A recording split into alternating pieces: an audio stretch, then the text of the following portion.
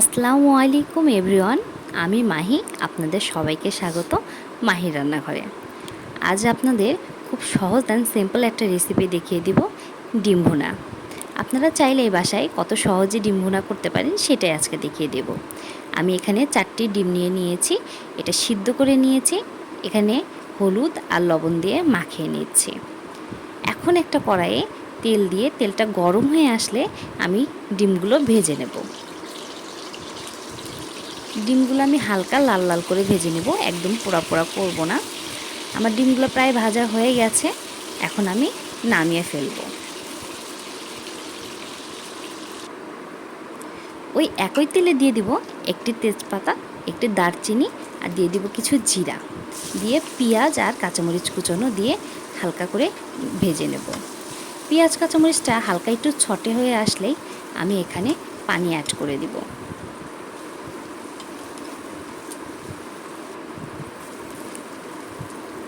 পেঁয়াজ কাঁচামরিচ সটে হলে পানি দিয়ে দিলে পেঁয়াজটা অনেক সফট থাকে, যে কোনো তরকারি খেতে দেখবেন অনেক বেশি ভালো লাগবে। এখানে দিয়ে দিলাম 1 চামচের মতো হলুদ, 1 চামচের মতো মরিচের গুঁড়া, দিয়ে দিলাম 1 চামচ ধনিয়া গুঁড়া, স্বাদ মতো লবণ দিয়ে ভালোভাবে কষিয়ে নিব। এটা একটু হালকা কষানো হয়ে গেলে এখানে কয়েকটা টমেটোর কুচনো দিয়ে দিচ্ছি।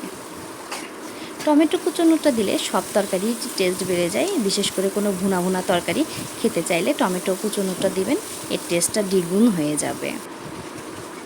এখন এর ভেতরে দিয়ে দিব 4টি ডিম। ডিমগুলো দিয়ে আমি আবার অনবরত নাড়তে থাকব।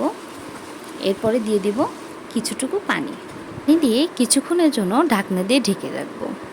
কিছুক্ষণ পরে তুলে দেখব প্রায় কাছাকাছি চলে এসেছে, আমাদের রান্নাটা প্রায় শেষের দিকে। আবার একটু ঢেকে দিব। আমি 5-7 মিনিট পরেই ঢাকনাটা তুলে এটা সার্ভ করে নেব। দেখুন আমাদের রান্নাটা প্রায় শেষ।